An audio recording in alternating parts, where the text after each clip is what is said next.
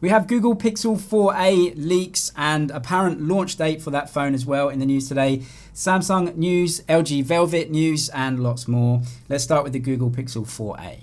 So we've had some new leaks about the launch date and the sales date of the Google Pixel 4a. This is the next smartphone from Google. Should be coming at $400 US. So we're going to compete really head to head with the iPhone SE that was just announced. But apparently we've got a launch date for this thing now. So the 22nd of May is apparently the sales date. This is according to a blog in Germany. And it says that on the 22nd of May, you will be able to buy the phone on Vodafone, which is a network provider in Germany. The report doesn't say when the launch is, though. This would be the sales date when you're actually able to buy the phone. The launch is suspected to come actually a little bit earlier. It was guessed that the 12th to the 14th, that week of May, should be the launch for the phone, because that was when Google I/O was planned, but that's being cancelled now. So we may still see an online-only launch event for the Pixel 4a a week before, maybe the 12th or the 14th, but the 22nd of May being the date that it actually goes on sale in Germany at least, and we would suspect around about the same time internationally. There's also been a lot of news articles about the Pixel 4a, lots of specs leaks about the phone, some boxes, some retail boxes that were leaked as well. We also got this apparent hands-on from a channel called Techno-like. This is apparently the Pixel 4a, so we can see it here, 5.8-inch display, an OLED screen, fingerprint sensor on the back.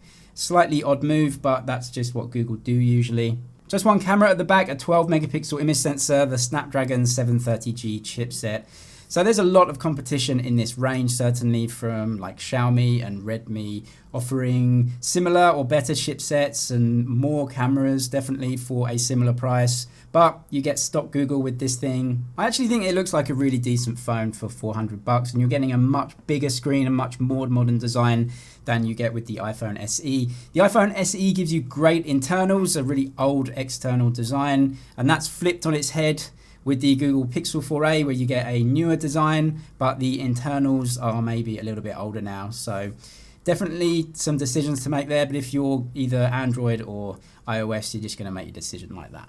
Samsung, when is it going to end? When are you gonna stop the megapixel wars? So this is a report that Samsung are actually starting work on a new high megapixel image sensor.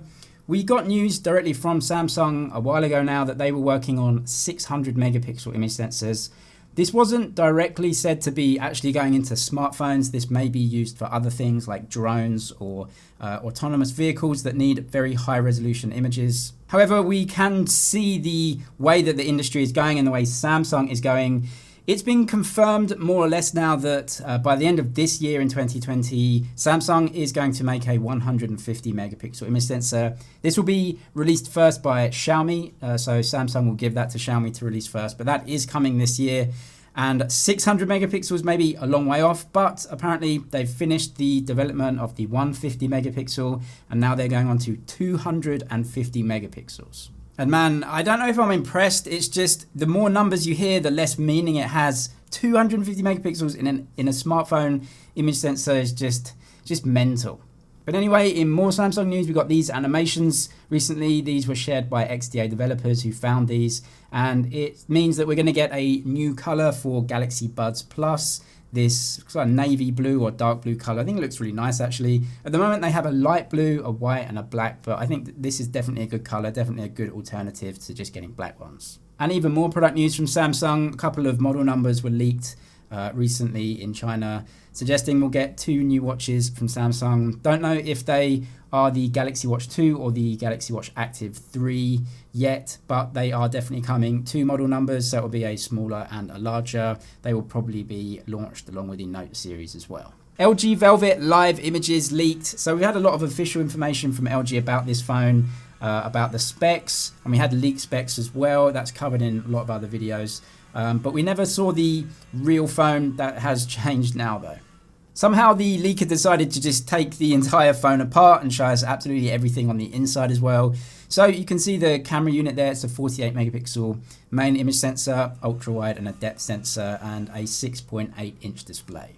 The display apparently is 20.5 by 9 in the aspect ratio, which means it is really, really tall. So you get a bigger, taller display on this phone. I actually think it looks pretty good. I like the fact that LG changed up the design. You got this, what they call raindrop effect for the camera arrangement. It's different to what we're getting now, which I think is a good thing. It gives us a bit of choice and we can see the actual phone. I think it looks as good as the renders, if not better. 6th or 7th of May for the launch date, depending on where you are in the world. So completely driverless autonomous vehicles without any driver inside will be here very soon. This is according to a Chinese company called AutoX, and the main man there called Xiao Jianxiong.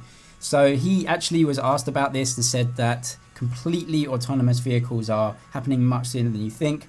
They're based in Shenzhen in China, but they've been given a license for 100 completely autonomous vehicles to roam the streets just outside of Shanghai. This company, AutoX, is actually backed by Alibaba, Shanghai Motor and Dongfeng Motor in China, which if you don't know China, they are just juggernaut companies. And they've got 100 completely autonomous vehicles roaming around, collecting data so that they can then roll it out to a wider amount.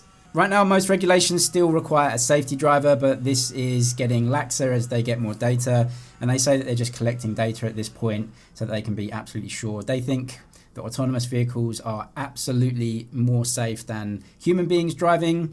It's definitely the future. This is coming. I can't wait for it. It's going to completely change how we travel around cities, and I can't wait till I can test one out.